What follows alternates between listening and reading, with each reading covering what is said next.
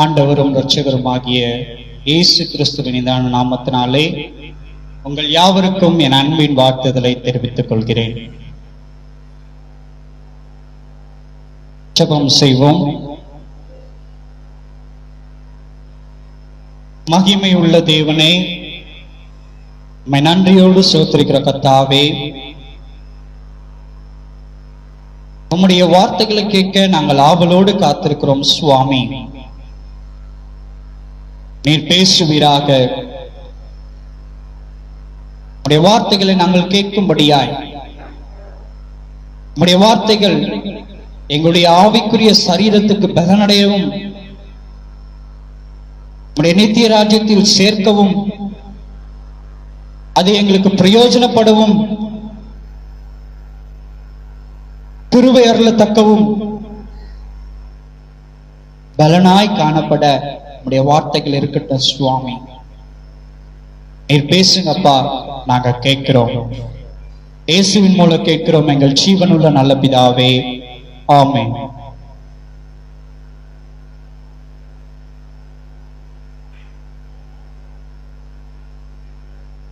அன்புக்குரியவர்களே,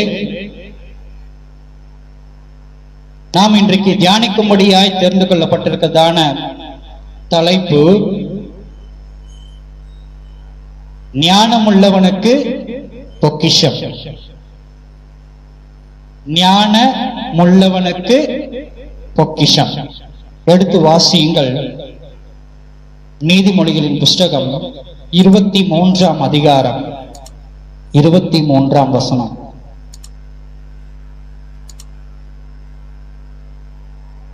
நீதிமொழிகள் 23:23.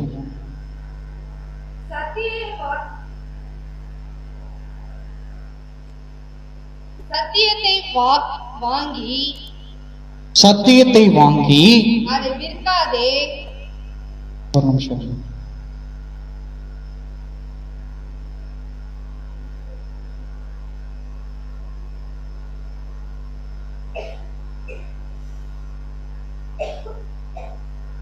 வாசிங்க.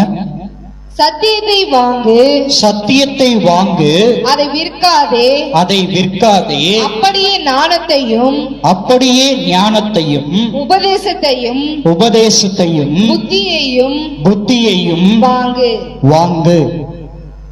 கிறிஸ்துவுக்குள் அருமையான தேவனுடைய ஜனமே, இங்கே வசனம் என்ன சொல்லுகிறது? சத்தியத்தை என்ன பண்ணும்? சத்தியத்தை வாங்கு. அதை என்ன பண்ணக்கூடாது? ஒருபோதும் விற்க கூடாது. சத்தியத்தை நாம் எப்படி வாங்க வேண்டும்? சத்தியத்தை நாம் எப்படி வாங்க வேண்டும்? சத்தியத்தை நாம் எப்படி வாங்க வேண்டும்?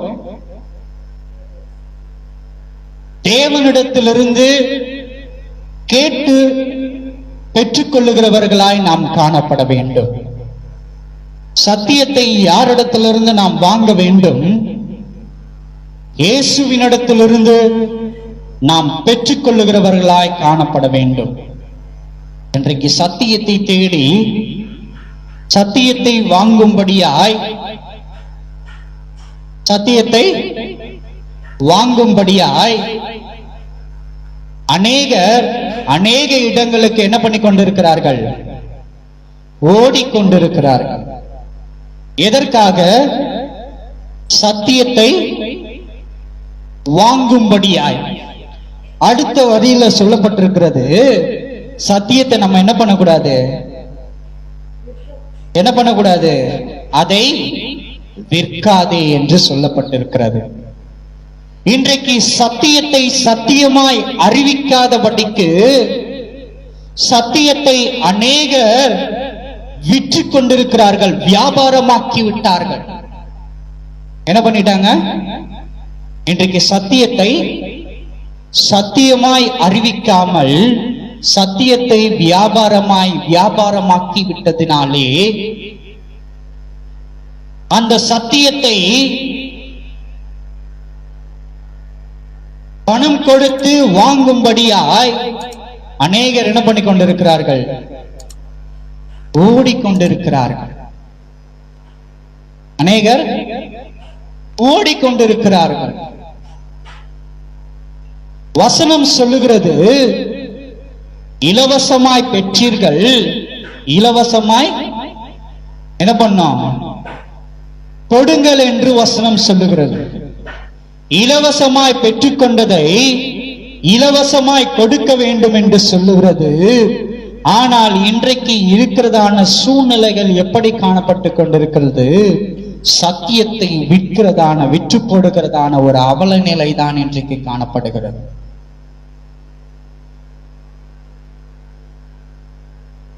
இது எத்தனை ஒரு வேதனை அளிக்கக்கூடிய காரியமா இருக்கிறது. இது எத்தனை ஒரு வருத்தத்தை அளிக்கக்கூடிய காரியமா இருக்கிறது.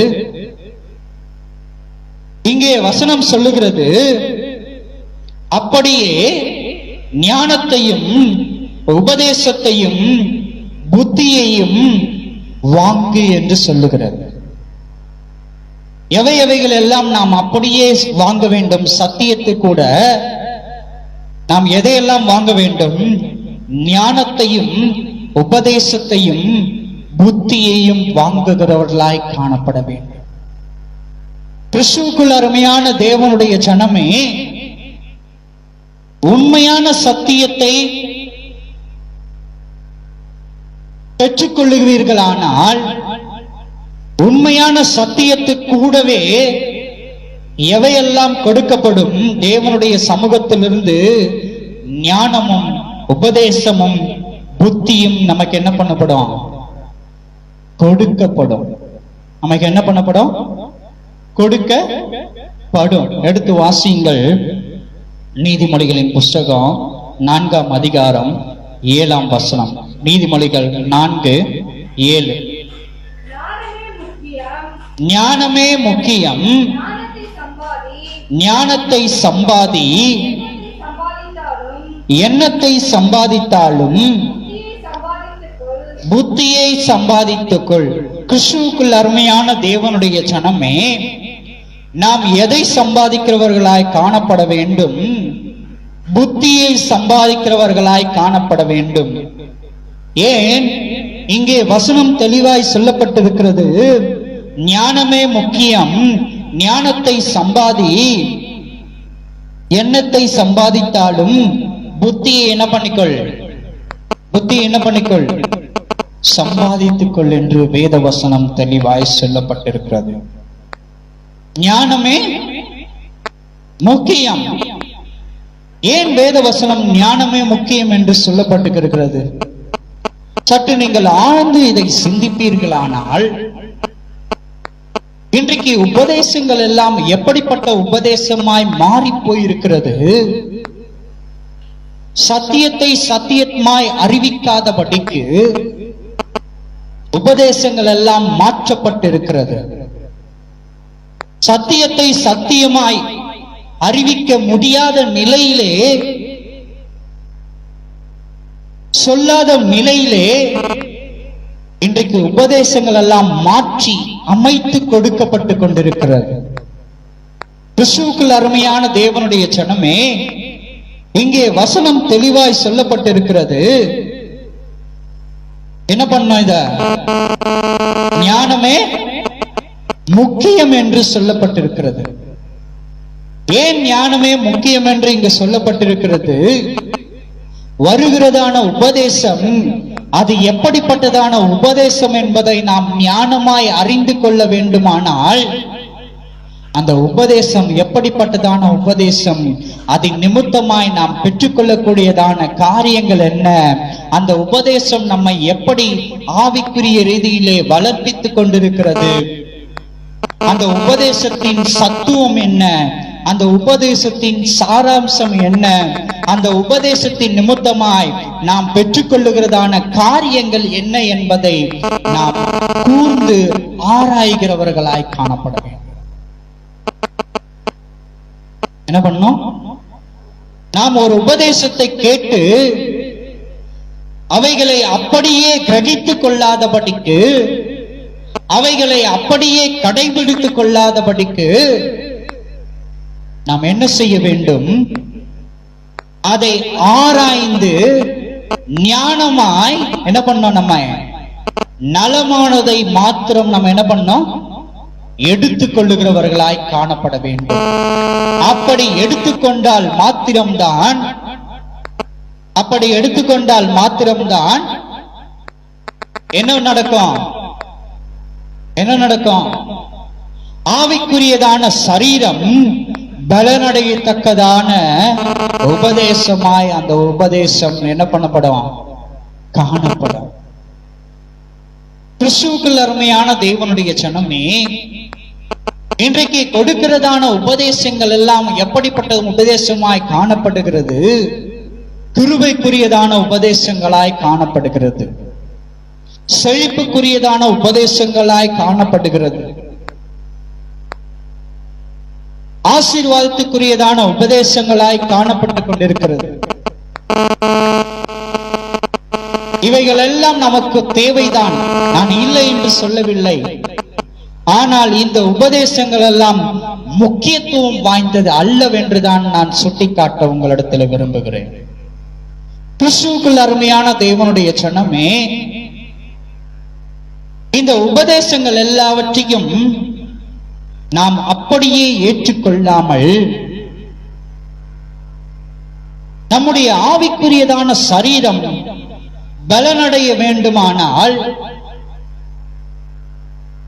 எந்த உணவிலே உண்மையான ஊட்டச்சத்துக்கள் இருக்கிறது என்பதை அறிந்து அப்படிப்பட்டதான உபதேசத்தை நாம் ருசி பார்க்கிறவர்களாய் காணப்பட வேண்டும். நாம் என்ன செய்ய வேண்டும்? நம் ஆவிக்குரியதான சரீரத்துக்கு எப்படிப்பட்டதான உபதேசம் தேவை என்பதை அறிந்து அதை நாம் எடுத்துக் கொள்ளுகிறவர்களாய் நாம் காணப்பட வேண்டும். ஏன் இவ்வாறு நான் சொல்லுகிறேன் என்றால், ஒரு உதாரணத்துக்கு சொல்லுகிறேன். இந்த பூமிக்குரியதான அழிந்து போகத்தக்கதான இந்த சரீரம் எந்த ஒரு வியாதியும் அல்லாமல் சுகமாய் இந்த பூமியிலே வாழ வேண்டும் என்று நாம் ஒவ்வொரு நாளும் எப்படிப்பட்டதான உணவுகளை எடுத்துக்கொள்ளுகிறோம்? என் சரீரத்துக்கு எந்த உணவு பலன் அளிக்கக்கூடியதோ, ஊட்டச்சத்து அளிக்கக்கூடியதோ, ஆரோக்கியம் மிகுந்ததோ, என் உடலுக்கு பலனை கொடுக்கக்கூடியதோ, அப்படிப்பட்டதான உணவுகளை மாத்திரம்தான் நாம் என்ன செய்வோம்? தேடி தேடி சென்று அதை வாங்கி சமைத்து என்ன பண்ணுவோம்? இந்த உடலுக்கு ஆகாரமாய் நாம் உட்கொள்வோம். அதை தான் நாம் என்ன பண்றோம்? விரும்புகிறோம். அப்போ அழிந்து போகிறதான இந்த சரீரத்துக்கே எந்த ஒரு வியாதியும் வந்துவிடக் கூடாது என்று ஞானமாய் நாம் நல்ல காய்கறிகளை தேர்ந்தெடுத்து, நல்ல பழ வகைகளை நாம் தேர்ந்தெடுத்து, ருசியுள்ள பதார்த்தங்களாய், ருசியுள்ள கனிகளாய், நல்ல பயறு வகைகளாய் எவையெல்லாம் உட்கொள்ள வேண்டும் என்று நாம் நினைக்கிறோமோ அவை எல்லாவற்றையும் ருசி மிகுந்ததாய் சமைத்து நாம் உட்கொண்டு அழிந்து போகிறதான இந்த சரீரத்தை நாம் பலனுள்ளவைகளாய் பார்த்து கொள்ளுகிறோமோ, இதை காட்டிலும் மேலாய் ஆவியின் சரீரம் பலனற்று போகாதபடிக்கு, எப்படி ஆவியின் சரீரம் பலனற்று போகாதபடிக்கு பலப்படும்படியாய் நாம் எப்படி உணவு எடுத்துக்கொள்ள வேண்டும்? எப்படி உணவு எடுத்துக்கொள்ள வேண்டும்? ஞானமாய் நாம் என்ன பண்ணோம்? உணவுகளை எடுத்துக்கொள்ளுகிறவர்களாய் காணப்பட வேண்டும். நான் எந்த உபதேசத்தை எடுத்துக்கொண்டால் என் ஆவியின் சரீரம் பலப்பட முடியும் என்பதை நாம் தேடி அதை கேட்கிறவர்களாய் காணப்பட வேண்டும். எந்த உபதேசத்தின் வார்த்தைகள், எந்த தேவனுடைய வார்த்தைகள் என் ஆவியை அசைக்க பண்ணுமோ, என் ஆவியை பலனடை செய்யுமோ, என் ஆவியை ஆரோக்கியமாய் நிலைத்திருக்க செய்யுமோ, அப்படிப்பட்டதான உபதேசம் எங்கிருந்து கடந்து வருகிறது என்பதை நாம் அறிந்து கொள்ளத்தக்கதாய் நாம் என்ன பண்ணோம்? அறிந்து கொள்ளத்தக்கதாய் தேடி தேடி ஞானமாய் அந்த உபதேசங்களை கேட்கிறவர்களாய் காணப்பட வேண்டும். கிறிஸ்துவுக்குள் அருமையான தேவனுடைய ஜனமே, இன்றைக்கு இந்த உலகத்திலே வாழ்ந்து கொண்டிருக்கிறதான கிறிஸ்துவத்தினுடைய நிலை எப்படிப்பட்டதான நிலையாய் காணப்படுகிறது? எங்கு ஆசீர்வாதத்தை குறித்ததான உபதேசம் போதிக்கப்படுகிறதோ அந்த இடத்துக்கு அநேக கூட்டங்கள் சேருவதும்,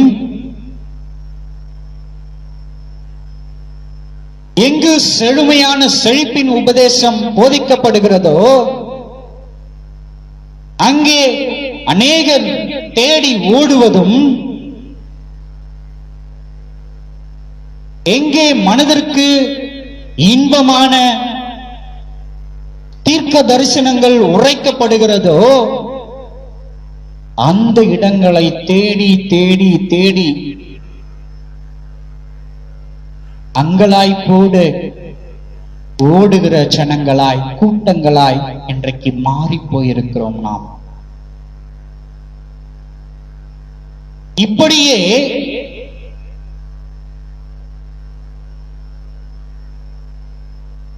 அழிவுக்கு ஏதுவான உபதேசங்களை கேட்டு பலனடைய முடியாதபடிக்கு பலனிலே குன்றப்பட்டவர்களாய் இன்றைக்கு நாம் வாழ்ந்து கொண்டிருக்கிறோம். இன்றைக்கு நாம் வாழ்ந்து கொண்டிருக்கிறோம். ஒரு உதாரணத்துக்கு சொல்லணும்னா செயற்கையாய் உயிரடைய செய்கிறதான சில மிருக ஜீவன்கள் நிமித்தமாய் நாம் அவைகளை பார்க்கும் பொழுது அது எப்படி இருக்கும்? நல்ல செழுமையா புஷ்டியா இருக்கும். உதாரணத்துக்கு சொன்னா சில மாடுகள் எல்லாம் பார்க்கணும். அது எப்படி இருக்கும்? நல்ல நிறைய பால் கொடுக்கிற மாதிரி அந்த மாட்டை என்ன பண்ணுவாங்க? மேனுஃபேக்சர் பண்ணி, உற்பத்தி பண்ணி அதை நிறைய பால் கொடுக்க செய்வார்கள். அது பால் கொடுப்பதற்காகவே உருவாக்கப்பட்டதான மாடுகள். அது பார்ப்பதற்கு எப்படி இருக்கும்? நல்ல புஷ்டியா இருக்கும், நிறைய பால் கொடுக்கும்.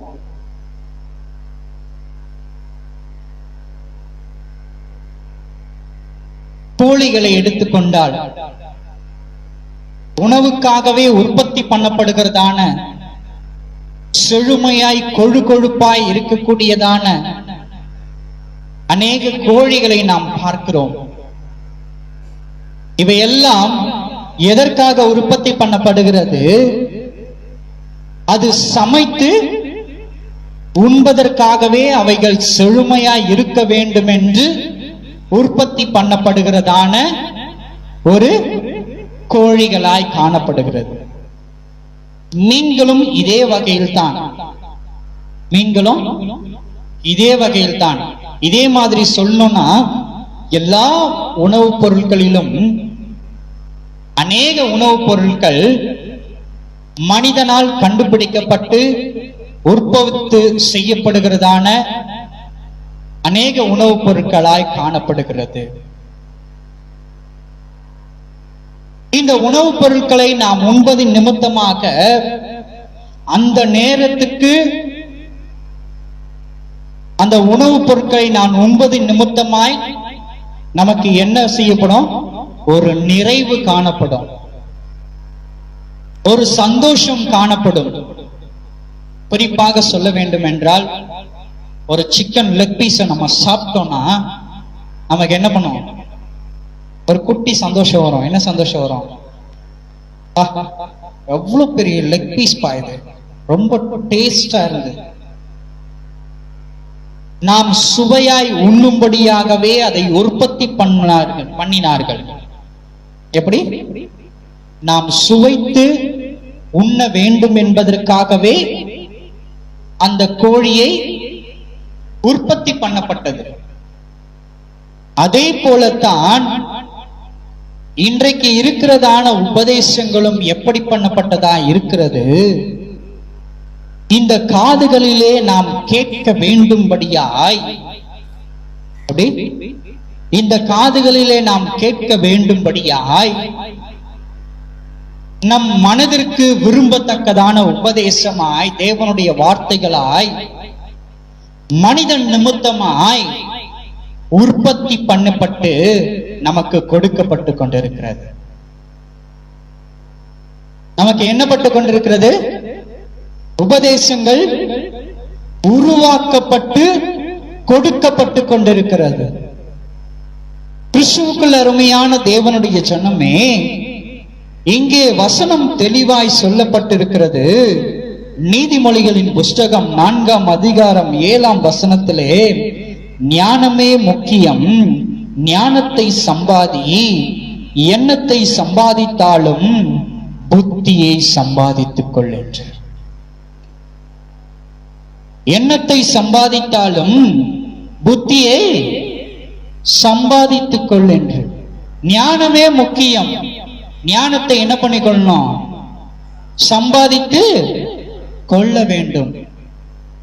ஏன் இவ்வாறாக வசனம் சொல்லப்பட்டு இருக்கிறது? இது கடைசி காலமாய் காணப்பட்டு கொண்டிருக்கிறபடியினாலே வசன பஞ்சம் மிகுதியாய் இந்நாட்களிலே காணப்பட்டு கொண்டிருக்கிறது.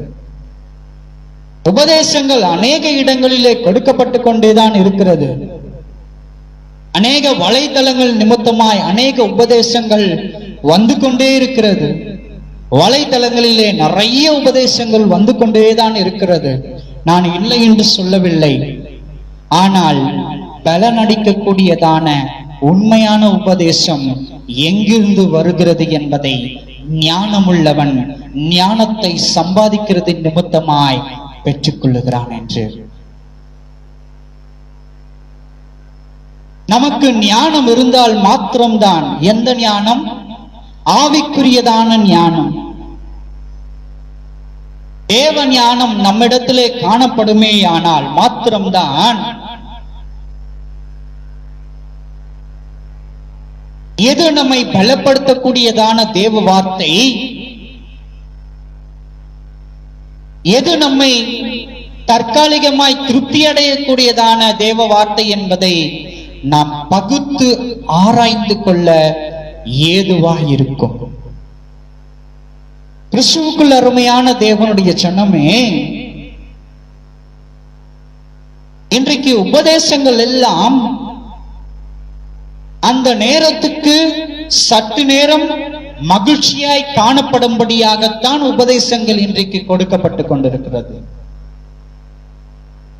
எப்படி ஒரு சிக்கன் பீஸை சாப்பிடுவதன் நிமித்தமாய் அந்த சாப்பிடுகிற நேரத்துக்கு நான் ஒரு கொழுமையான ஒரு சிக்கன் லெக் பீஸை சாப்பிட்டு கொண்டிருக்கிறேன் என்று நாம் திருப்தி அடைந்து கொண்டிருக்கிறோமோ, அது பின்னாடி பெரிய பாதிப்புகளை உண்டாக்கும், அது வேற விஷயம். ஆனா சாப்பிடுற நேரத்துக்கு நமக்கு என்ன தோணும்? இத சாப்பிட்டதுனால என்னுடைய நாவுக்கு எப்படிப்பட்டதாய் இருக்கிறது? ருசி மிகுந்ததாய் காணப்படுகிறது. இத சாப்பிடுறதுனால எனக்கு என்ன பண்ணுது? என் உடலிலே ஒரு ஆரோக்கியம் காணப்படுகிறது. இதை சாப்பிடுவதன் நிமித்தமாய் எனக்கு ஒரு பரிபூர்ணம் கிடைக்கிறது என்று அந்த நேரத்திலே நம்ம என்ன பண்ணிக் கொள்ளுகிறோம்? நம்மை ஆசுவாசப்படுத்திக் கொள்ளுகிறவர்களாய் காணப்படுகிறோம். கிறிஸ்துவுக்குள் அருமையான தேவனுடைய ஜனமே, எப்படி மனிதனால் உருவாக்கப்பட்டதான ஒரு பொருள் தற்காலிகமான சந்தோஷத்தை கொடுக்கிறதோ, எப்படி மனிதனால் உண்டாக்கப்பட்டதான ஒரு பொருள் தற்காலிகமான நிறைவை கொடுக்கிறதோ, எப்படி மனிதனால் உண்டாக்கப்பட்டதான ஒரு பொருள் தற்காலிகமான ஒரு ஆரோக்கியத்தை கொடுக்கிறதோ, அதே போலத்தான் இன்றைக்கு வந்து கொண்டிருக்கிறதான மனிதனால் கொடுக்கப்படுகிறதான உபதேசங்களும் அது தற்காலிகமான ஒரு சந்தோஷத்தை கொடுத்து கொண்டிருக்கிறது. மனிதன் நிமித்தமாய் வந்து கொண்டிருக்கிறதான மாயையான உபதேசங்கள், மனிதன் நிமித்தமாய் வந்து கொண்டிருக்கிறதான உபதேசம், நாம் நினைத்துக் கொள்ளுகிறோம் இது நம்மை பலப்படுத்தும்படியாய் நமக்கு கொடுத்து கொண்டிருக்கிறார்கள் என்று. இல்லை, வசனம் தெளிவாய் சொல்லப்பட்டிருக்கிறது, ஞானத்தை சம்பாதி, ஞானத்தை என்ன பண்ணணும், நம்ம சம்பாதித்துக் கொள்ள வேண்டும் என்று. ஏன் ஞானத்தை நாம் சம்பாதித்துக் கொள்ள வேண்டும்? ஞானத்தை சம்பாதிப்பது நிமித்தமாய் எது உலகத்தினுடைய காரியங்கள், எது ஆவிக்குரிய காரியங்கள் என்பதை பகுத்து ஆராயக்கூடியதான ஞானத்தை நாம் பெற்றுக் கொள்ளுகிறோம். ஞானத்தை நாம் எப்படி சம்பாதிக்க வேண்டும்? தேவனிடத்தில் காத்திருப்பது நிமித்தமாய் நாம் ஞானத்தை என்ன பண்ணோம், சம்பாதிக்கிறவர்களாய் காணப்படுகிறோம்.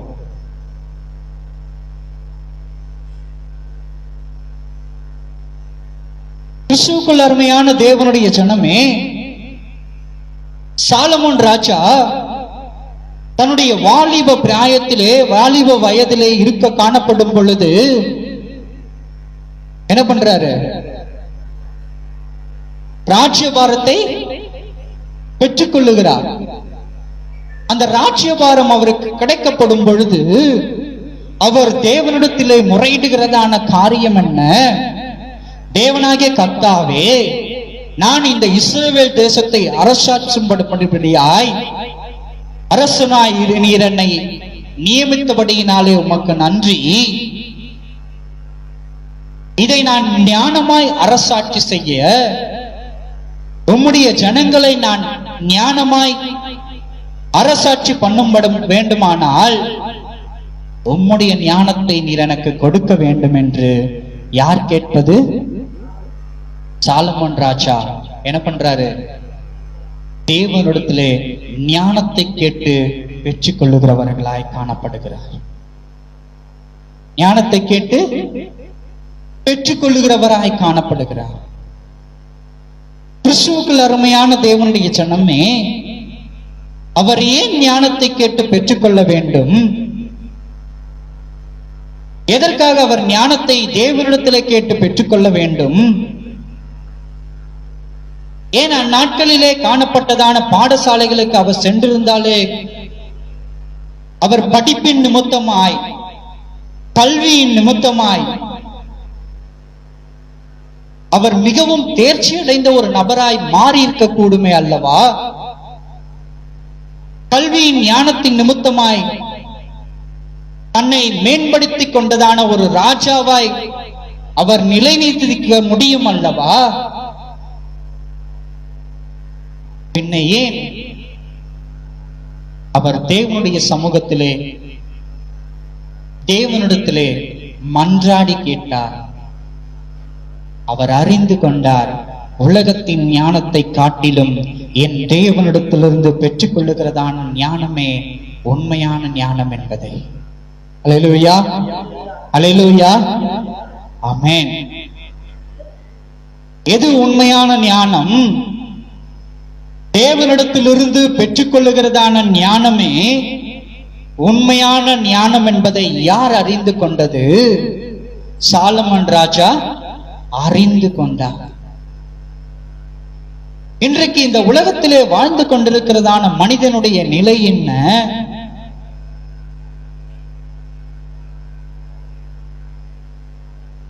இன்றைக்கு எப்படிப்பட்டதான நிலையிலே இந்த மனிதன் வாழ்ந்து கொண்டிருக்கிறான்? ஞானத்தை தேடி சம்பாதிக்கிற மனிதனா இந்த மனிதன் வாழ்ந்து கொண்டிருக்கிறான். வசனம் சொல்லுகிறது, ஞானத்தை சம்பாதித்துக் கொள் என்று. அந்த ஞானத்தை நாம் எங்கு சம்பாதிக்க வேண்டும்? தேவனுடைய சமூகத்திலே தேவ ஞானத்தை சம்பாதிக்கிறவர்களாய் காணப்பட வேண்டும். மாறாக இன்றைய மனிதனுடைய நிலை எப்படிப்பட்டதான நிலையாய் காணப்பட்டு கொண்டிருக்கிறது? உலகத்தின் ஞானத்தை சம்பாதிக்கிற ஒரு மனிதனாக இன்றைக்கு மாற்றப்பட்டிருக்கிறான். உலகத்தின் ஞானத்தை சம்பாதிக்க ஒரு மனிதனாக மாற்றப்பட்டிருக்கிறான். உலகத்தின் ஞானம் தேவைதான், கல்வியின் ஞானம் நமக்கு தேவைதான், நான் இல்லை என்று சொல்லவில்லை, மறுக்கவும் இல்லை. ஆனால் அதை காட்டிலும் மேலான தேவ ஞானத்தை நாம் பெற்றுக்கொள்ளுகிற பிள்ளைகளா இன்றைக்கு நாம் காணப்படுகிறோமா என்றுதான் நான் உங்களிடத்தில் கேட்கிறேன். ஏன் நாம் எதை தேட முக்கியத்துவம் கொடுக்கிறவர்களா இன்றைக்கு நாம் வாழ்ந்து கொண்டிருக்கிறோம்? தேவ ஞானத்தையா அல்லது உலகத்தில் கிடைக்கப்படுகிறதான தற்காலிகமான ஞானத்தையா? எதற்கு நாம் முக்கியத்துவம் கொடுக்கிறவர்களாய் காணப்பட்டு கொண்டிருக்கிறோம்?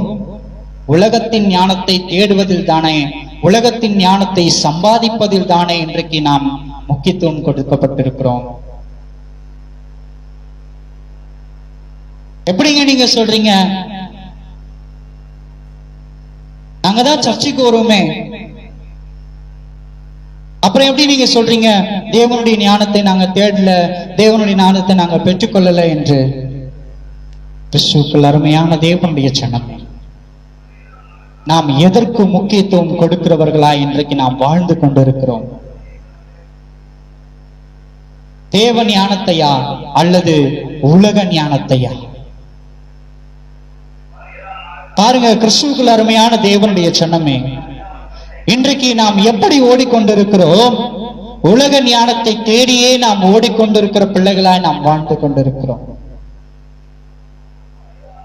படிப்பு படிப்பு படிப்பு படிப்பு படிப்பு,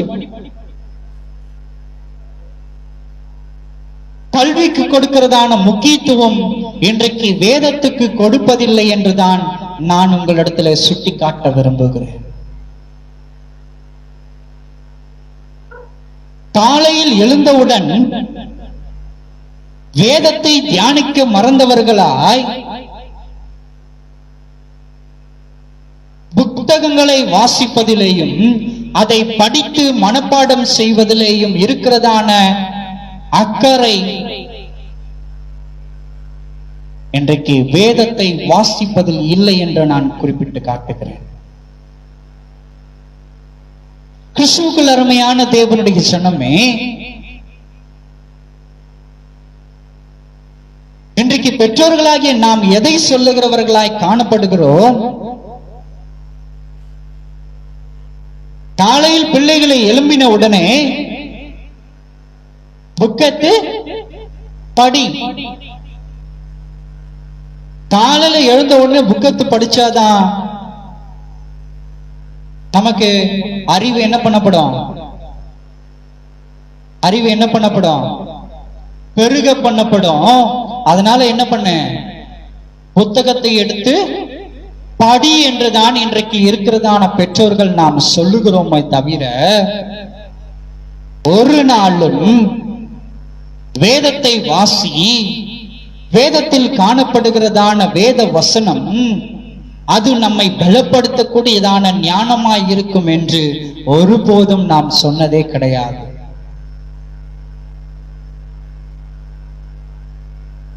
நாம் இன்றைக்கு எதை தேடி நாடி ஓடுகிறவர்களாய் காணப்படுகிறோம்? நல்ல உணவுகளை விட்டுவிட்டு தற்காலிகமான ஒரு சுவை கொடுக்கிறதான ஒரு உணவை தேடி இன்றைக்கு ஓடுகிறவர்களாய் காணப்படுகிறோம்.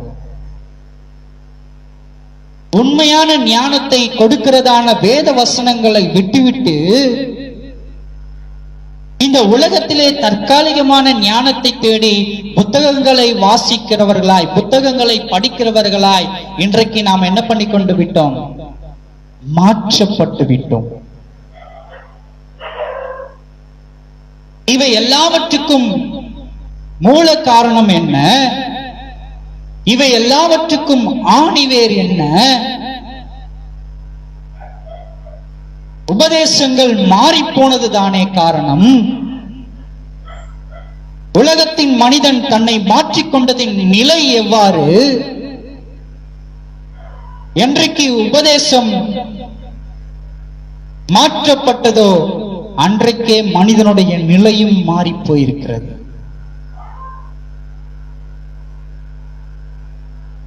ஏன்? இப்படி போதித்தால் மாத்திரம்தான் இவர்கள் ஏற்றுக்கொள்வார்கள்,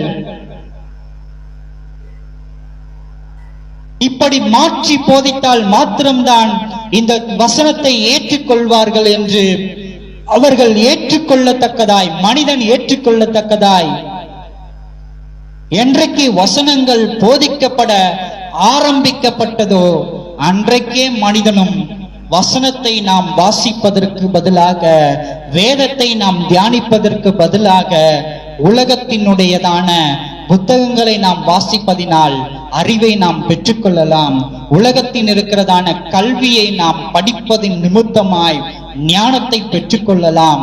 உலகத்தில் உள்ளதான கல்வியை படிப்பதின் நிமித்தமாய் ஆசீர்வாதத்தை நாம் சம்பாதித்துக் கொள்ளலாம், ஐஸ்வர்யத்தை நாம் சம்பாதித்துக் கொள்ளலாம், சுகபோக வாழ்வு நாம் வாழ்க்கையை வாழலாம் என்று அவனுடைய மனநிலை மாற்றப்பட்டிருப்பதின் நிமித்தமாகத்தான்.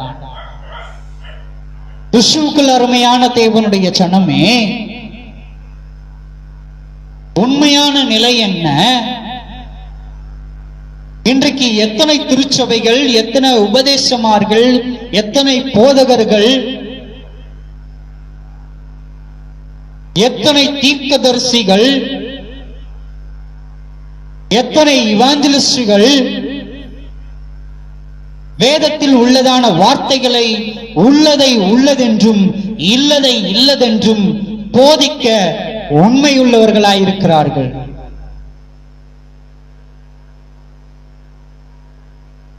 எத்தனை பேர் இன்னைக்கு முன் வந்திருக்கிறாங்க? வேத வசனங்களை அப்படியே கொஞ்சம் கூட குறையாதபடிக்கு, அதனுடைய தத்துவங்களும் அதனுடைய தன்மைகளும் கொஞ்சமும் குறையாதபடிக்கு அப்படியே கொடுக்கக்கூடியதான ஊழியர்கள் இன்றைக்கு எத்தனை பேர் இருக்கிறார்கள்? ஒரு காலத்தில் இருந்ததான ஊழியர்கள் அவர்கள் போதித்தது எப்படி போதித்துக் கொண்டிருந்தார்கள்? உள்ளதை உள்ளதென்றும் இல்லதை இல்லதென்றும் தானே போதித்துக் கொண்டிருந்தார்கள்.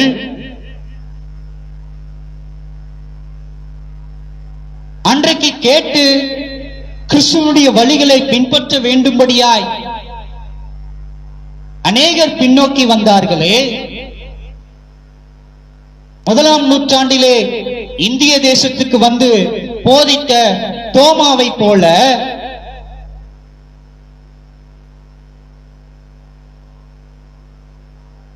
ஒருவேளை தோமா நன்மையை பயக்கும்படியாய் உபதேசத்தை மாற்றி அவர் போதித்திருக்க கூடுமேயானால் அன்றைய நாளில் பின்பற்றி வந்ததான அத்தனை ஆத்துமாக்களும் சோரம் போயிருக்கும் அல்லவா?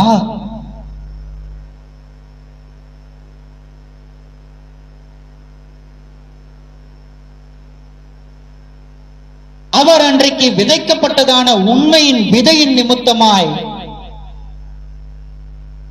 அறுவடைகள் ஏகமாய் ஏராளமாய் பெருகினது. காலங்கள் உருண்டோட உருண்டோட உருண்டோட உபதேசங்கள் மாற்றப்பட்டதின் நிமித்தமாய் இன்றைய நிலை எப்படிப்பட்டு இருக்கிறது? உண்மையான வார்த்தைகளை போதிக்க ஒருவர் கூட இல்லை என்கிறதான நிலைதான் இன்றைக்கு இருந்து கொண்டிருக்கிறது.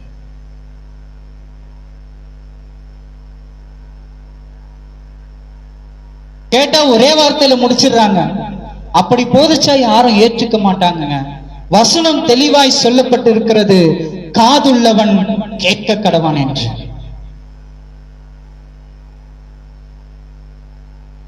யோவான் பிரசங்கித்தானே, அவன் எப்படி பிரசங்கித்தான்? விரியின் பாம்பு குட்டிகளே, வரும் கோபத்துக்கு தப்பித்துக் கொள்ள வகை தேடினவன் யார் என்றுதானே கேட்டான். அவனுடைய பிரசங்கம் எப்படிப்பட்டதாய் காணப்பட்டது? இன்றைக்கு உன் பிரசங்கம் எப்படிப்பட்டதாய் காணப்படுகிறது?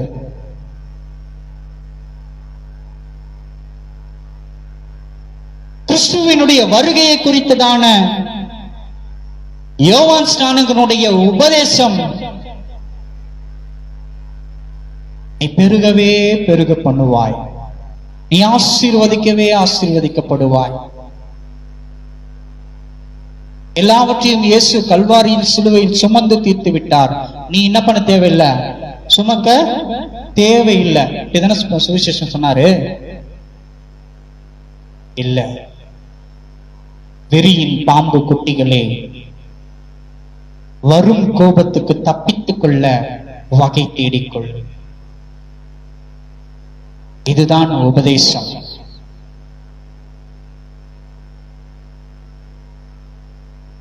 இன்னும் எத்தனை நாட்கள் நீ காத்திருக்க போகிறாய்? இன்னும் எத்தனை நாட்கள் மாயை தேடி மாயையான வார்த்தையை நம்பி நீ ஓடிக்கொண்டிருக்க போகிறாய்? ஞானத்தை சம்பாதி. ஞானத்தை சம்பாதிப்பதன் நிமித்தமாகத்தான் எது தேவனுடைய வார்த்தை, எது மனிதனுடைய வார்த்தை என்பதை நீ நலமாய் அறிந்து கொள்ள முடியும். எடுத்து வாசியுங்கள்.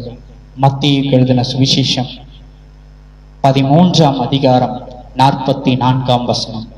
மத்தேயு 13:44.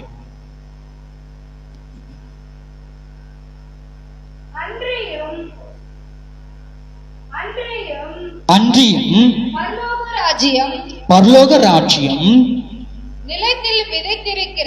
நிலத்தில் புதைந்திருக்கிற பொக்கிஷத்துக்கு ஒப்பாயிருக்கிறது. அதை ஒரு மனுஷன் கண்டு மறைத்து அதை பற்றிய சந்தோஷத்தினாலே போய் தனக்கு உண்டான எல்லாவற்றையும் விற்று அந்த நிலத்தை வாங்கிக் கொள்ளுகிறான்.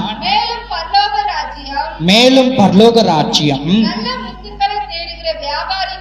நல்ல முத்துக்களை தேடுகிற வியாபாரிக்கு ஒப்பாயிருக்கிறது. அவன் விலை உயர்ந்த ஒரு முத்தை கண்டு போய் தனக்கு உண்டான எல்லாவற்றையும் விட்டு அதை கொள்ளுகிறான். அன்றியும் பரலோக ராஜ்யம் கடலிலே போடப்பட்டு சகல விதமான மீன்களையும் சேர்த்து வாரிக்கொள்ளும் வலைக்கு ஒப்பாயிருக்கிறது. அன்புக்குரியவர்களே, நன்றாய் கவனியுங்கள். அன்றியும் பரலோக ராஜ்யம் கடலிலே போடப்பட்டு சகல விதமான மீன்களை சேர்த்து வாரிக்கொள்ளும் வலைக்கு ஒப்பாயிருக்கிறது. படிங்க. அது நிறைந்த போது அதை கரையில் இழுத்து உட்கார்ந்து நல்லவைகளை கூடைகளில் சேர்த்து ஆகாதவைகளை எரித்து போடுவார்கள். இப்படியே உலகத்தின் முடிவிலே நடக்கும். தேவதூதர்கள் புறப்பட்டு நீதிமான்களின் நடுவில் இருந்து பொல்லாதவர்களை பிரித்து அவர்களை அக்கினி சுவாலையிலே போடுவார்கள். அங்கே அழுகையும் பற்கடிப்பும் உண்டாயிருக்கும் என்றார். போதும். கிறிஸ்துவுக்குள் அருமையான தேவனுடைய ஜனமே, இங்கே வசனம் தெளிவாய் சொல்லப்பட்டிருக்கிறது. பரலோக ராஜ்யம் நல்ல நிலத்திலே புதைத்து வைக்கப்பட்டிருக்கிறதான பொக்கிஷத்துக்கு ஒப்பா இருக்கிறது என்று. இந்த பொக்கிஷத்தை கண்டால் கண்ட மாத்திரத்திலே ஞானமுள்ள பிள்ளையாய் நீ இருப்பாயேயானால் எப்படி எப்படி ஞானத்தை சம்பாதித்த பிள்ளையாய் நீ காணப்படுவாயேயானால் இந்த பொக்கிஷத்தை தனக்குரியதாக்கிக் கொள்ள வேண்டும் என்று எல்லாவற்றையும் விற்று என்ன பண்ணுவான் நம்ம அந்த பொக்கிஷத்தை என்ன பண்ணுவோம் நம்ம அந்த பொக்கிஷத்தை? வசனம் என்ன சொல்லுது? ஒரு மனுஷன் கண்டு மறைத்து அதை பற்றி சந்தோஷத்துடனே போய் தனக்கு உண்டான எல்லாவற்றையும் விற்று அந்த நிலத்தை என்ன பண்ணுவான்? கொள்ளுகிறான், தனக்குரியதாக்கி கொள்ளுகிறான், தனக்கு உரியதாக்கி கொள்ளுகிறான். எப்படி தனக்குரியதாய் சொந்தம் கொண்டாடி கொள்ளுகிறான்? தனக்கு உரியதாக்கி கொள்ளுகிறான். எல்லாவற்றையும் விற்று, எல்லாவற்றையும் விற்று என்றால் இந்த உலகத்தின் நிமித்தமாய் அவனுக்கு கிடைக்கப்பட்டதான அத்தனை காரியங்களையும் விட்டு, அப்படியே இந்த உலகத்தின் நிமித்தமாய் அவனுக்கு கிடைக்கப்பட்டதான ஞானம், இந்த உலகத்தின் நிமித்தமாய் கிடைக்கப்பட்டதான கல்வி அறிவு, இந்த உலகத்தின் நிமித்தமாய் கிடைக்கப்பட்டதான ஆசீர்வாதங்கள், இந்த உலகத்தின் நிமித்தமாய் கிடைக்கப்பட்டதான பதவி, இந்த உலகத்தின் நிமித்தமாய் கிடைக்கப்பட்டதான அந்தஸ்து, இந்த உலகத்தின் நிமித்தமாய் கிடைக்கப்பட்டதான மேன்மை, இந்த உலகத்தின் நிமித்தமாய் கிடைக்கப்பட்டதான மேன்மை, எல்லாவற்றையும் அவன் என்ன பண்றான்? விட்டு ஞானத்தை சம்பாதித்தது நிமித்தமாக அந்த பொக்கிஷத்தை அவன் தனக்குரியதாக்கிக் கொள்ள வேண்டும் என்று எதை சொந்தம் கொண்டாடுகிறான்? எதை சொந்தம் கொண்டாடுகிறான்? நிலத்தை சொந்தம் கொண்டாடுகிறான். கிறிஸ்துவுக்குள் அருமையான தேவனுடைய தனமே, வசனம் சொல்லப்பட்டது நீதிமொழிகள் 4:7 நாம் எதை வாங்க வேண்டும்? எதை வாங்க வேண்டும்? ஞானத்தை வாங்க வேண்டும் என்று சொல்லப்பட்டது. இங்கே சொல்லப்பட்டிருக்கிறது, அவன் பொக்கிஷத்தை கண்டதினாலே அந்த நிலத்தை சொந்தம் கொள்ளாடும்படியாய் எல்லாவற்றையும் விற்கிறான் என்று. இயேசுவை சொந்தம் கொண்டாடும்படியாய் இந்த உலகத்தில் கிடைக்கப்பட்டதான அத்தனை காரியங்களையும் விட்டு இயேசுவை நாம் சொந்தமாக்கி கொண்டோம் என்றால் பொக்கிஷம் நமக்கு என்ன பண்ணப்படும்? கிடைக்கப்பட்டுவிடும். கிறிஸ்துவுக்குள் அருமையான தேவனுடைய ஜனமே, பரலோகத்தில் பொக்கிஷம் தேவனாகிய கர்த்தராய் காணப்படுகிறார். அந்த பொக்கிஷத்தை நாம் எடுத்துக்கொள்ள வேண்டும் என்றால், அந்த பொக்கிஷத்தை நாம் சுதந்திரித்துக் கொள்ள வேண்டும் என்றால் நாம் என்ன செய்ய வேண்டும்? இந்த உலகத்தின் காரியங்கள் எல்லாவற்றையும் விட்டு எதை சொந்தம் கொண்டாட வேண்டும்? இயேசு என்கிறதான அந்த மலையை நாம் சொந்தம் கொண்டாடினால் மாத்திரம்தான் பொக்கிஷத்தை நமக்குரியதாக்கிக் கொள்ள வேண்டும். புரியுதா உங்களுக்கு? புரியுதுங்களா? இங்க வசனம் தெளிவா சொல்லப்பட்டிருக்கிறது. என்ன சொல்லப்பட்டிருக்கிறது?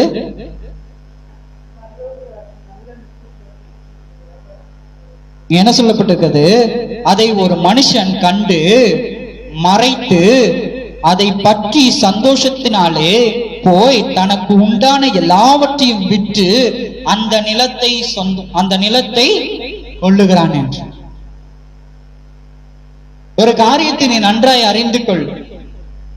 இந்த உலகத்திலே காணப்படுகிறதான மேன்மைகளின் நிமித்தமாய், இந்த உலகத்தில் காணப்படுகிறதான அறிவின் நிமித்தமாய், இந்த உலகத்தில் காணப்படுகிறதான சகல சௌகரியங்கள் நிமித்தமாய், ஆசீர்வாதங்களின் நிமித்தமாய் ஒருபோதும் நாம் இயேசுவை என்ன பண்ண முடியாது? இயேசுவை என்ன பண்ண முடியாது? வாங்க முடியாது. வசனம் தெளிவாய் சொல்லப்பட்டிருக்கிறது. நீ காணிக்கைகளின் நிமித்தமாகவும் தசம பாகங்களின் நிமித்தமாகவும் என்ன பண்ண முடியாது? ஒருபோதும் இயேசுவை வாங்க முடியாது. இயேசுவை வாங்க வேண்டுமானால் நீ செய்ய வேண்டியதான காரியம் ஒன்று, உனக்கு உண்டானவைகளை எல்லாவற்றையும் என்ன பண்ணா? விட்டுவிட வேண்டும். உனக்கு உண்டான காரியங்கள் என்ன? நான் யார் தெரியுமா? என்னுடைய படிப்பு என்ன தெரியுமா? நான் எப்படிப்பட்டதான பதவியில இருக்கிறேன் தெரியுமா? எனக்கு எவ்வளவு சொத்துகள் இருக்கிறது தெரியுமா? இப்படிப்பட்டதான மேன்மைகள் எல்லாவற்றையும் நொறுக்கப்பட்டவர்களாய், இப்படிப்பட்டதான மேன்மைகளை எல்லாவற்றையும் நொறுக்கப்பட்டவர்களாய், இயேசுவே நீரே வழி, இயேசுவே நீரே சத்தியம், இயேசுவே நீர் மாத்திரம்தான் ஜீவன் என்று அவருடைய பாதங்களை பிடித்துக் கொள்ளுகிறவராய் அவரை சொந்தம் கொண்டாடினால் மாத்திரம்தான் நாம் என்ன பண்ண முடியும்? நாம் என்ன பண்ண முடியும்? பொக்கிஷத்தை சுதந்தரிக்க முடியும். பொக்கிஷம் தேவ நாகிய கர்த்தர். இந்த தேவனாகிய கர்த்தரை நீ உனக்குரியதான பொக்கிஷமாக்கி கொள்ள வேண்டுமானால் இயேசுவை சொந்தம் கொண்டாடினால் மாத்திரம்தான் தேவனாகிய கர்த்தரை நீ எடுத்துக்கொள்ள முடியும். அதற்கு தேவையானது ஒன்றே ஒன்றுதான். என்ன? தேவ ஞானம். இந்த தேவ ஞானத்தை நீ எப்படிதான் வாங்க வேண்டும்? உனக்கு உண்டானவைகள் எல்லாவற்றையும் நான் என்கிறதான சுயத்தை விடுவதின் நிமித்தமாக தேவ ஞானத்தை பெற்றுக்கொள்ள முடியும். சாலமோன் நினைச்சிருந்தா அவன் பெரிய இடத்துல போய் படிச்சு நல்ல ஞானத்தின் நிமித்தமா தேசத்தை அவன் நன்றாய் ஆண்டிருக்க முடியும். ஆனால் அவன் செய்ததான காரியம் என்ன? உலகத்தின் ஞானத்தை காட்டிலும் என் தேவனிடத்திலிருந்து கடைபிடிக்கப்படுகிறதான ஞானமே உண்மையான மிகப்பெரிய ஞானம் என்பதை அவன் அறிந்து கொண்டபடியினாலே தேவனுடைய சமூகத்திலே தன்னை தாழ்த்துகிற ஒரு மனிதனாய் காணப்படுகிறான். இன்றைக்கு நம்மில் எத்தனை பேர்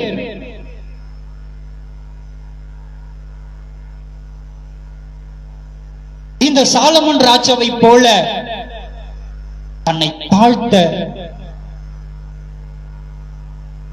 தன்னை தேவ சமூகத்துக்கு முன்பதாய் தாழ்த்த மனதுடையவர்களாய் காணப்படுகிறோம்? எத்தனை பேர் இன்றைக்கு காணப்படுகிறோம்? சர்ச்சைக்கு போனா கூட நம்ம எப்படி போனோம்?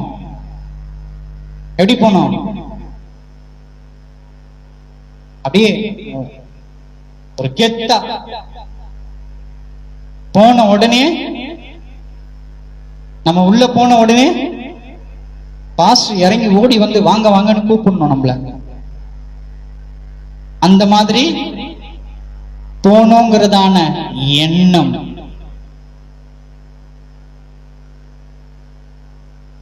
நான் தான் தலையாய் காணப்பட வேண்டும் என்கிறதான எண்ணம் இன்றைக்கு நீ எதை சம்பாதித்துக் கொள்ள போகிறாய்? உலகத்தின் ஞானத்தையா அல்லது தேவ ஞானத்தையா? உலகத்தின் ஞானத்தையா அல்லது தேவ ஞானத்தையா? பாருங்க, வசனம் மிகவும் தெளிவாய் சொல்லப்பட்டிருக்கிறது. 47 சொல்லுது பாருங்க. அப்பொழுது ஒருவன் அவருடைய சகோதரரும் பாருங்க, அன்றியும் பரலோக ராஜ்யம் கடலிலே போடப்பட்டு சகலவிதமான மீன்களை சேர்த்து வாரிக்கொள்ளும் வலைக்கு ஒப்பா இருக்கிறது என்று. கிறிஸ்துவுக்குள் அருமையான தேவனுடைய ஜனமே, பரலோக ராஜ்யம் கடலில் போடப்பட்டிருக்கிறதான வலைக்கு ஒப்பா இருக்கிறது. இன்றைக்கு கிறிஸ்துவை ஏற்றுக்கொண்டு உள்ளே வந்திருக்கிறதான அத்தனை பேர்களையும் வலை சேர்த்து கொண்டிருக்கிறது. நன்றாய் அறிந்து கொள். இன்றைக்கு நீ வலையின் நிமித்தமாய் சேர்க்கப்பட்டிருக்கிறாய். என்னது? வலையின் நிமித்தமாய் சேர்க்கப்பட்டிருக்கிறாய். நன்றாய் அறிந்து கொள். உனக்கு இன்னும் நித்திய ராஜ்யம் ஊர்ஜிதப்படுத்தவில்லை. நீ நித்திய ராஜ்யத்தை இன்னும் சுதந்திரிக்கப்படவில்லை. நீ கண்டிப்பா பரலோகம் போயிடுவேன்றதுக்கு உண்டான நிச்சயம் உனக்கு இன்னும் கொடுக்கப்படவில்லை. ஏனென்றால் வசனம் தெளிவாய் சொல்லப்பட்டிருக்கிறது, முடிவு பரியந்தம் நிலை நிற்கிறவனே ரட்சிக்கப்படுவான் என்று. நீ முடிவு பரியந்தம் நிலை நிற்கிறாயா, அல்லது துவக்கத்திலேயே பின்மாற்றத்திலே போய்கொண்டிருக்கிறாயா என்பதை நீயே நிதானித்து அறிந்து கொள். வசனம் இங்கே தெளிவாய் சொல்லப்பட்டிருக்கிறது. பரலோக ராஜ்யம் கடலில் போட்டப்பட்டதான வலைக்கு ஒப்பா இருக்கிறது. இன்றைக்கு போட்டு அநேக மீன்களை சேர்த்திருக்கிறார்கள், அநேக மீன்களை சேர்த்திருக்கிறார்கள். இன்றைக்கு இருக்கிறதான கிறிஸ்தவ கூட்டம் அநேக மீன் கூட்டமாய் காணப்பட்டு கொண்டிருக்கிறது. நன்றாய் அறிந்து கொள், வசனம் தெளிவாய் சொல்லப்பட்டிருக்கிறது. இங்க என்ன சொல்லப்பட்டிருக்கிறது? மீன்களையும் சேர்த்து வாரிக்கொள்ளும் வலைக்கு ஒப்பா இருக்கிறது. அது நிறைந்த போது அதை கரையில் இழுத்து உட்கார்ந்து நல்லவைகளை கூடைகளில் சேர்த்து ஆகாதவைகளை எரிந்து போடுவார்கள் என்று வசனம் சொல்லுகிறார். கிறிஸ்துவுக்குள் அருமையான தேவனுடைய ஜனமே, வசனம் தெளிவாய் சொல்லப்பட்டிருக்கிறது. இப்பொழுது நீ மீன் கூட்டமாய் காணப்படுகிறாய். இந்த மீன் கூட்டத்தை வலையின் நிமித்தமாய் சேர்க்கப்பட்டிருக்கிறது. நீ நல்ல மீனா அல்லது தேவைப்படாத மீனா என்று ஒரு நாள் வரும், அந்நாளில் உன்னை பிரித்தெடுக்க ஒரு ஜனம் வரும் என்று. மன்னிக்கணும், ஒரு கூட்டம் வரும், அது நியாய தீர்ப்பின் கூட்டம். அது பரமசேனையின் திரள். அவர் நீதியுள்ள நியாயாதிபதியாய் செங்கோல் பிடித்து அன்றைக்கு பரலோகம் விட்டு பூலோகத்தில் இறங்கி வருவார். அந்நாளில் நடைபெறுகிறதான சம்பவத்தை மிகவும் அழகாக இங்கே குறிப்பிடப்பட்டிருக்கிறது. பாருங்க, அது நிறைந்த பொழுது அதை கரையில் இழுத்து உட்கார்ந்து நல்லவைகளை கூடையில் சேர்த்து. அர்ஜென்ட் பொறுக்கி எடுக்க மாட்டாங்க. அவசரமாலாம் பார்த்து பொறுக்கி எடுக்க மாட்டாங்க. மேலோட்டமாலாம் பார்த்து பொறுக்கி எடுக்க மாட்டாங்க. வசனம் தெளிவா சொல்லிக்குது. என்ன சொல்லிருக்கு? ஆற அமர உட்கார்ந்து. என்ன சொல்லிருக்கு? உட்கார்ந்து, நல்லா உட்கார்ந்து ஆராய்ந்து உன் நன்மை தீமைகளை எல்லாவற்றையும் ஆராய்ந்து. நீ உலகத்துக்கு ஒப்பானவைகளை காரியங்களை செய்து கொண்டிருந்தாயா? தேவனுடைய நீதியை செய்து கொண்டிருந்தாயா என்பதை ஆராய்ந்து என்ன செய்வாங்க? நல்லவைகளை கூடையில் சேர்ப்பார்கள். நீ நல்ல மீனா ஆகாத மீனா என்பதை நீயே அறிந்து கொள். அந்நாளில் நீ நல்ல மீனாய் கூடையில் சேர வேண்டுமா, அல்லது ஆகாத மீனாய் குப்பையில் கொட்டப்பட வேண்டுமா என்று நீயே நிதானித்து அறிந்து கொள். நீ ஞானத்தை சம்பாதிப்பதின் நிமித்தமாய் தேவனுடைய வார்த்தைகள் எங்கிருந்து கடந்து வருகிறது என்பதை கேட்டு, இதுதான் உண்மையுள்ளது, இதுதான் என் ஆவிக்குரிய வாழ்க்கையிலே என்னை மேம்படுத்தக்கூடியது, இந்த வார்த்தை தான் என்னை ஆவிக்குரிய வழிகளிலே நடப்பிக்க ஜீவ ஒளியாய் காணப்படுகிறது என்பதை தேவ ஞானத்தின் நிமித்தமாய் பகுத்தாராய்ந்து தேடக்கூடிய பிள்ளையாய் உன்னை நீ மாற்றிக்கொண்டால் மாத்திரம்தான் நீ நல்ல மீனாய் கூடையில் சேர்க்கப்படுவாய். நீ நல்ல மீனாய் கூடையில் சேர்க்கப்படுவாய். ஒருவேளை இன்றைய நாளிலே ஆசீர்வாதங்களின் நிமித்தமாய் ஈர்க்கப்பட்டு, கள்ள தீர்க்கதரிசிகளின் நிமித்தமாய் ஈர்க்கப்பட்டு, கள்ள உபதேசங்களின் நிமித்தமாய் ஈர்க்கப்பட்டு, கள்ள உபதேசத்தை நோக்கி நீ ஓடுவாயானால், கள்ள தீர்க்கதரிசியை நோக்கி நீ ஓடுவாயானால், கள்ள ஆசீர்வாதங்களை குறித்து நீ ஓடுவாயானால், ஒரு நாள் வரும், நீதியுள்ள நியாயாதிபதி உன்னை நியாயம் விசாரித்து அவர் நீ தேவையில்லாத மீன் என்பதை அறிந்து உன்னை குப்பையிலே போடுவார். காலம் சமீபமாயிருக்கிறது. காலம் சமீபமாயிருக்கிறது. வெகு சொற்ப நொடிகளிலே நாம் வாழ்ந்து கொண்டிருக்கிறோம். அவர் எப்பொழுது வேண்டுமானாலும் வருவார், நியாயம் தீர்ப்பார். வசனம் இங்க தெளிவா சொல்லப்பட்டிருக்கு. ஆகாதவைகளை எரித்து போடுவார். 49 சொல்லிட்டு பாருங்க. இப்படியே உலகத்தின் முடிவிலே நடக்கும். தேவ தூதர்கள் புறப்பட்டு நீதிமான்கள் நடுவிலிருந்து பொல்லாதவர்களை பிரித்து. புரியுதுங்களா? இப்படியே உலகத்தின் முடிவிலே நடப்பிக்கப்படும். தெளிவா சொல்லியாச்சு. இதுதான், இங்க எந்த ஆப்ஷனும் கிடையாது. ஒரு செங்கல் இங்க வாங்கிட்டீங்கன்னா சர்ச்சை கட்டுறதுக்கு, பரலோகத்தை கட்டுறதுக்கு ஒரு செங்கல் நாங்க வாங்கி வச்சுக்கிறேன்றது கிளைம் பண்ணிக்க முடியாது. இங்க நீ தசமபாகத்தை கொடுத்து நான் அங்க ரூம் வாங்கி சேர்த்து வச்சுக்கிறேன், நான் பரலோகத்துக்கு போயிடுவேன்னு கிளைம் பண்ண முடியாது. காணிக்கையை கொடுத்துட்டு என் பாவத்தெல்லாம் கழுவிட்டேன்ட்டு கிளைம் பண்ண முடியாது. உன் வாழ்க்கை மாற வேண்டும். ஞானவான்களாய் நீ மாற வேண்டும். உன் வாழ்க்கை மாறினால் மாத்திரம்தான். வசனம் இங்க தெளிவா சொல்லுது. இப்படியே உலகத்தின் முடிவிலே நடக்கும். தேவதூதர்கள் புறப்பட்டு நீதிமான்களின் நடுவிலிருந்து பொல்லாதவர்களை பிரித்து. நீதிமான்களின் நடுவிலிருந்து பொல்லாதவர்களை பிரித்து.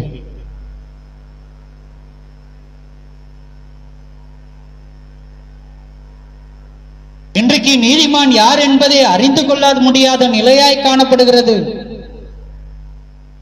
ஏன்? பொல்லாதவர்கள் மாயமாளர்களுடைய கூட்டம் தான் எனக்கு மிகுதியா இருக்கிறது.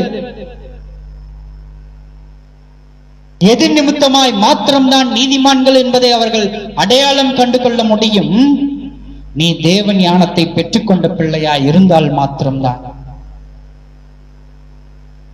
உலகத்தின் ஞானத்தின் நிமித்தமாய் நீ பார்த்தால், உலகத்தின் ஞானத்தின் நிமித்தமாய் நீ ஒருத்தரை பார்த்தினா, உலகத்தின் ஞானம் தான் என்ன பண்ணப்படுவாங்க? செயலாக்கப்பட்டு கொண்டிருக்கும். மாயையை போதிக்கிறவர்கள் தான் ஞானவான்கள் என்று நீ நம்பிக்கொண்டிருப்பாய். உண்மையின் நீதிமான்கள், நீதியை போதிக்கிறவர்கள் யார் என்பதை உன்னால் அறிந்து கொள்ளவே முடியாது. நீ நீதிமான்கள் யார், நீதியை போதிக்கிறவர்கள் யார் என்பதை அறிந்து கொள்ள வேண்டும் என்றால் தேவ ஞானத்தை பெற்றுக்கொண்ட பிள்ளையாய் நீ காணப்பட வேண்டும்.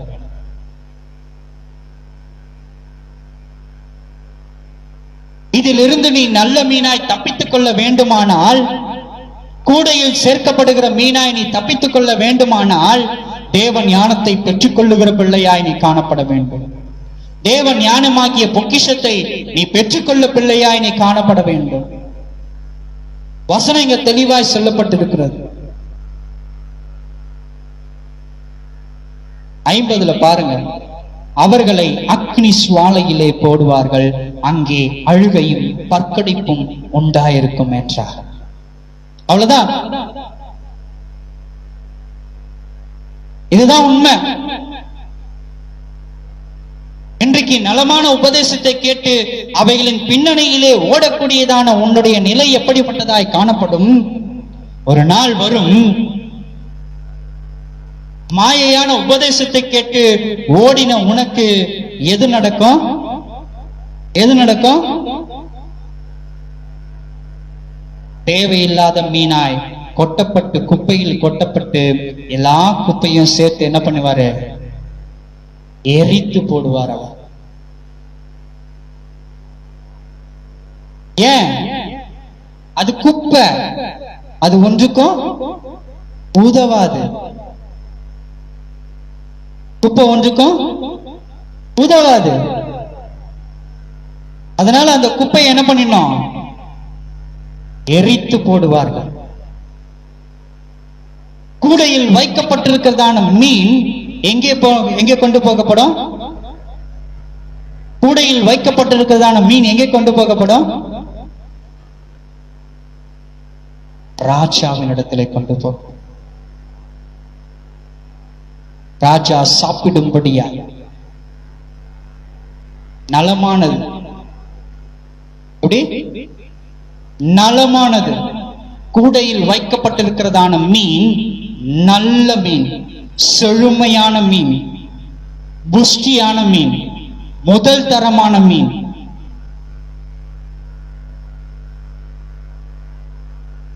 நன்றாய் அறிந்து கொள்ளுங்கள், ஒரே கடலில் வளர்ந்த மீன்கள் தான் அத்தனை மீன்களும்.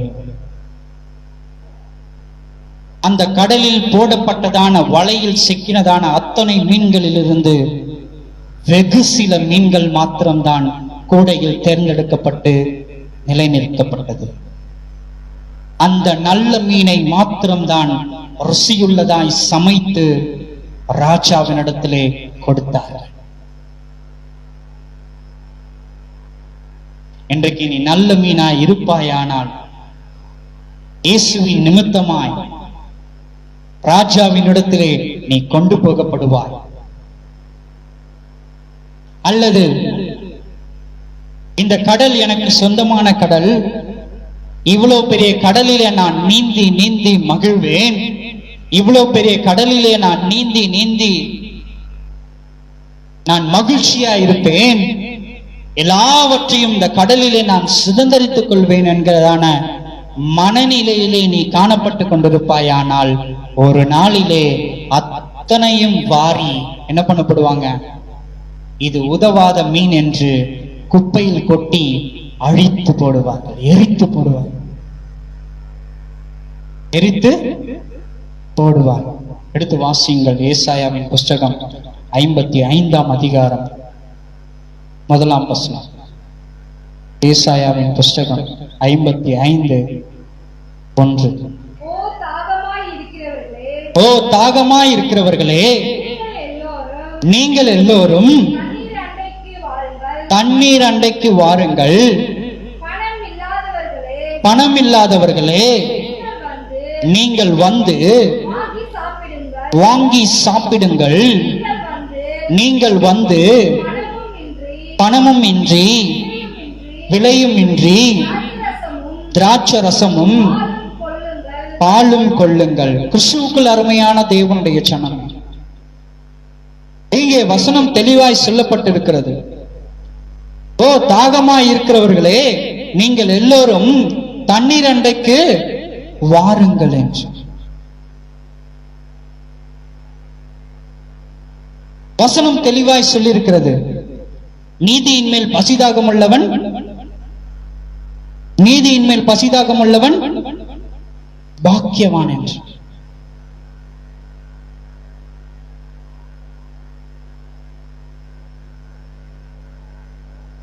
நாம் இன்றைக்கு தாகம் உள்ளவர்களாய் காணப்பட வேண்டும்.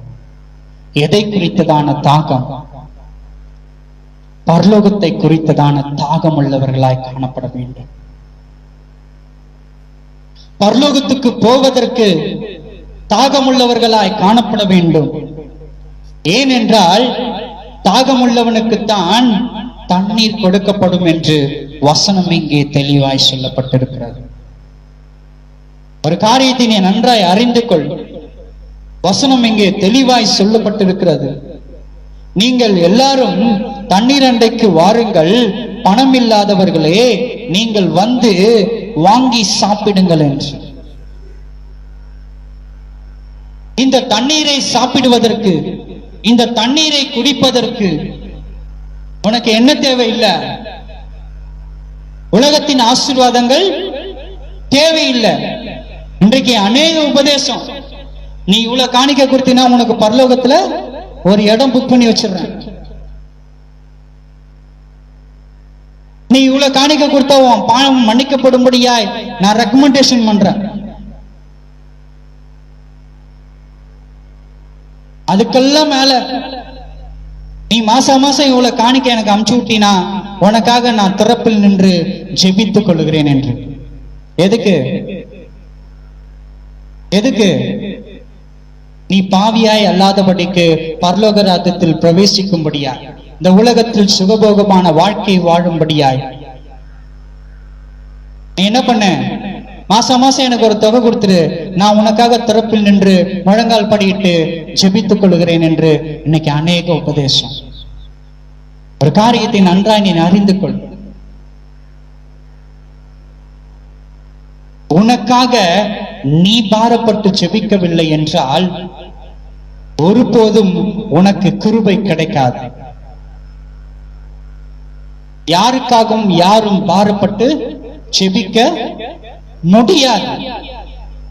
யாருக்காகவும் யாரும் பாரப்பட்டு ஜெபிக்க முடியவே முடியாது. ஒரே ஒருவரால் மாத்திரம்தான், அருள்நாதர் இயேசுவால் மட்டும்தான் நமக்காக பாரப்பட்டு பிதாவினிடத்திலே அவர் பரிந்து பேசுகிற நபராய் காணப்படுகிறார். அவர் பரிந்து பேசுகிற நபராய் காணப்படுகிறார். நன்றாய் அறிந்து கொள் தேவ ஜனமே, இன்னும் ஏமாந்து கொண்டிருக்காதே. ஞானத்தை சம்பாதிக்கிற பிள்ளையாய், ஞானத்தை உடைய பிள்ளையாய், ஞானத்தை பெற்றுக்கொண்ட பிள்ளையாய், ஞானமுள்ள பிள்ளையாய் நீ நிதானித்து அறிந்து கொள். யாரும் யாருக்காகவும் ஜெபிப்பதின் நிமித்தமாய் பாரத்தோடு ஜெபிக்கிறேன் என்று சொன்னால் ஜெபிப்பதின் நிமித்தமாய் உண்மையான விடுதலையை ஒருபோதும் பெற்றுக்கொள்ளவே முடியாது. அதை தேவன் விரும்புவதும் கிடையாது. திட்டவட்டமாய் நம்பிக்கையாய் உறுதியாய் சொல்ல வேண்டும் என்றால் நீ அவரிடத்திலே வர வேண்டும் என்பது தான் அவருடைய விருப்பமாய் இருக்கிறது. வசனம் தெளிவாய் சொல்லப்பட்டிருக்கிறது. சிறு பிள்ளைகள் என்னிடத்தில் வருவதற்கு இடம் கொடுங்கள், அவர்களை தடை பண்ணாதிருங்கள், தேவனுடைய ராஜ்யம் அவர்களுடையது என்று. நீ சிறு பிள்ளையை போல காணப்பட்டு கொண்டிருக்கிறாய். நீதான் டைரக்டா வரணும். உன்னை ஏமாற்றி கொண்டிருக்கிறார்கள். உனக்காக நான் திறப்பிலே முழங்கால் படியிட்டு ஜெபிக்கிறேன் என்று, உன் ஆசீர்வாதத்துக்காக நான் திறப்பிலே முழங்கால் படியிட்டு ஜெபிக்கிறேன் என்று, உன் உலகத்தின் நன்மைக்காய் நான் திறப்பிலே நின்று ஜெபிக்கிறேன் என்று, உன் வியாதி சுகமடையும்படியாய் நான் திறப்பிலிருந்து ஜெபிக்கிறேன் என்று ஏமாற்றி கொண்டிருக்கிறார். ஒரு காரியத்தை நீ நன்றாய் அறிந்து கொள். நீ ரட்சிக்கப்பட்டது உண்மை என்றால், நீ இயேசு கிறிஸ்துவை ஏற்றுக்கொண்டது உண்மை என்றால், நீ இரட்சகரை விசுவாசிப்பது உண்மை என்றால், வசனம் தெளிவாய் சொல்லப்பட்டிருக்கிறது. விசுவாசத்தின் நிமித்தமாய் கடுகளவு விசுவாசத்துடன் கூடிய இந்த மலையை பார்த்து பெயர்ந்து போகிறான். அது போயிட்டு என்ன பண்ணப்படும்? என்ன பண்ணப்படும்? சமுத்திரத்தில் தள்ளுண்டு போகின்ற.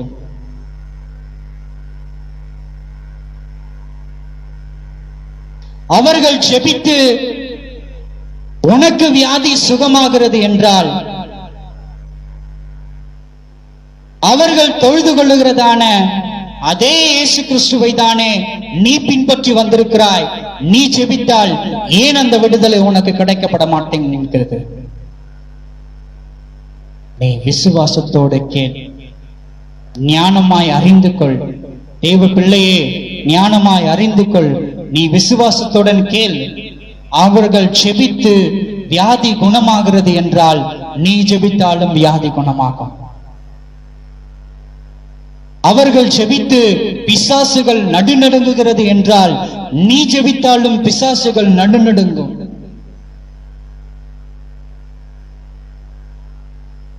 அவர்கள் ஜெபித்து அநேகர் ரட்சிக்கப்படுகிறார்கள் என்றால் நீ ஜெபித்தாலும் ரட்சிக்கப்படுவார்கள். முதலாவது தேவனுடைய சமூகத்திலே உன்னை நீ தாழ்த்த பிள்ளையாய் காணப்படும். உன்னை நீ தாழ்த்து, அப்பொழுது எல்லாவற்றையும் நீ பெற்றுக்கொள்வாய். அப்பொழுது நீ எல்லாவற்றையும் பெற்றுக்கொள்வாய். கடைசியாக ஒரு வசனத்தை நாம் வாசிப்போம். வெளிப்படுத்தின சுவிசேஷம் 4ஆம் அதிகாரம் 18ஆம் வசனம். வெளிப்படுத்துதல் 4:18.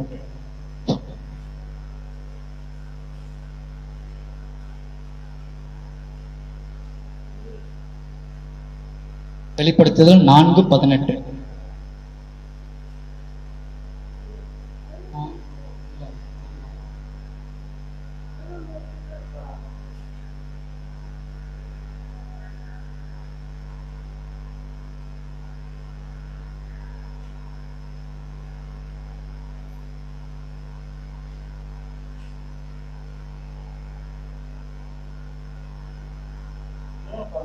மூணு 18. வெளிப்படுத்துதல் 3:18. நான் நீ ஒரு நிமிஷம். நான் நீ ஐஸ்வர்யன் ஆகும்படிக்கு நெருப்பிலே புடமிடப்பட்ட பொன்னையும் உன் நிர்வாணமாகிய அவலட்சணம் தோன்றாதபடிக்கு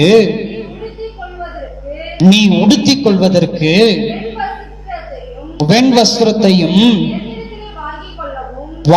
என்னிடத்திலே வாங்கிக் கொள்ளவும் நீ பார்வை அடையும்படிக்கு உன் கண்களுக்கு கலிங்கம் போடவும் வேண்டும் என்று உனக்கு ஆலோசனை சொல்லுகிறேன். கிறிஸ்துவுக்குள் அருமையான தேவனுடைய சனமே, நாம் ஞானத்தை பெற்றுக் கொள்ளுகிறவர்களாய் காணப்பட வேண்டும். தேவ ஞானத்தை நாம் பெற்றுக் கொள்ளுகிறவர்களாய் காணப்பட வேண்டும். உபதேசம் எப்படிப்பட்டதான உபதேசம் என்பதை நாம் பகுத்தாரையக்கூடிய தேவ ஞானத்தை பெற்றுக் கொள்ளுகிறவர்களாய் நாம் காணப்பட வேண்டும். இங்கே வசனம் தெளிவாய் சொல்லப்படுகிறது. அந்த ஞானம் எதற்கு உதவும் என்று இங்கே சொல்லப்பட்டிருக்கிறது. நீ ஐஸ்வர்யவன் ஆகும்படி நெருப்பிலே புடமிடப்பட்ட பொன்னையும்.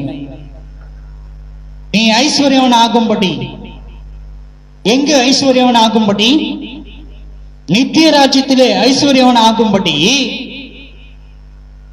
நெருப்பிலே போடப்பட்டதான புடமிடப்பட்ட பொன்னாகும்படி. கொஞ்சம் நல்லா யோசிச்சு பாருங்க. நெருப்பில் போடப்படுகிறதான அந்த பொன் எப்படியா இருக்கும்? அப்படியே தகன்னு கொதி நிலையிலே காணப்படும். நெருப்பில் போடப்பட்டதான பொன் தான் சுத்தமுள்ள பொன்னா என்ன பண்ணப்படும்? நமக்கு கிடைக்கப்படும். நீ சுத்தமுள்ள பொன்னாக வேண்டுமானால் இந்த உலகத்திலே புடமிடப்படும் பொழுது தேவ ஞானத்தின் நிமித்தமாய் உன்னை நீ காத்துக் கொள்ளுகிற பிள்ளையாய் காணப்பட வேண்டும். எதற்கு? நீ பொன்னாக, சுத்த பொன்னாக புடமிடப்பட வேண்டுமானால். அடுத்தது பாருங்க என்ன சொல்லுது?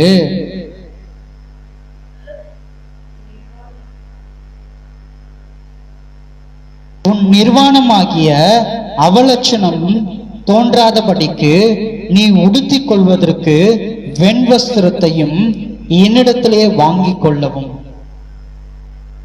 நீ நிர்வாணி என்கிறதான நிலை உன்னை விட்டு அகன்று போக வேண்டுமானால், நீ நிர்வாணி என்கிறதான நிலை உன்னை விட்டு அகன்று போக வேண்டுமானால், தேவ ஞானத்தை பெற்றுக்கொண்ட பிள்ளையாய் நீ மாறினால், நலமான உபதேசத்தை நீ கேட்டு, தேவ உபதேசத்தை கேட்டு தேவ ஆவியிலே பலப்பட்ட பிள்ளையாய் நீ காணப்படுவாயே. ஆனால் ஒரு நாள் உனக்கு என்ன பண்ணப்படுவாரு?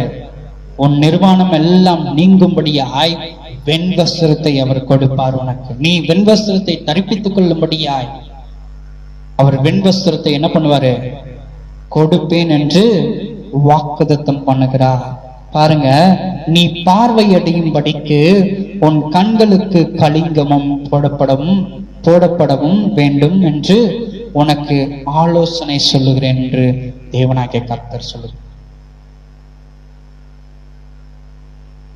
கிறிஸ்துவுக்குள் அருமையான தேவனுடைய சனமே, இன்றைக்கு உலகத்தில் காணப்படுகிறதான மேன்மையின் உபதேசங்களை எல்லாவற்றையும் நீ அப்படியே நலமானவைகள் என்று ஏற்றுக்கொள்ளாதபடிக்கு,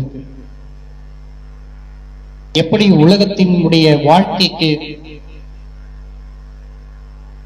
எவையெல்லாம் நல்ல உணவுகள் என்று தேர்ந்தெடுத்து நாம் உட்கொள்ளுகிறோமோ, அதே போல பரலோகத்தில் நித்தியராஜ்யத்தில் கொண்டு போய் சேர்ப்பதற்கு எவையெல்லாம் நல்ல உபதேசம் என்று தேர்ந்தெடுத்து அவைகளை நாம் உட்கொள்ளுகிறவர்களாய் காணப்பட்டு இந்த வெண்வஸ்திரத்தையும் இந்த சுத்த பொன்னையும் நம்முடைய கண்கள் திறக்கப்படும்படியாய் நாம் ஒவ்வொரு நாளும் தேவனுடைய சமூகத்திலே நம்மை தாழ்த்துகிறவர்களாய் காணப்பட வேண்டும். ஞானத்தை பெற்றுக் கொள்ளுகிறவர்களாய் காணப்பட வேண்டும். ஜெபம் செய்வோமா? மகிமையின் தேவனே, உம்மை நாங்கள் நன்றியோடு சோத்திருக்கிற கர்த்தாவே, உம்மை துதிக்கிறோம் சுவாமி, உம்மை போற்றுகிறோம், உம்மை புகழுகிறோம் தகப்பனே. அப்பா,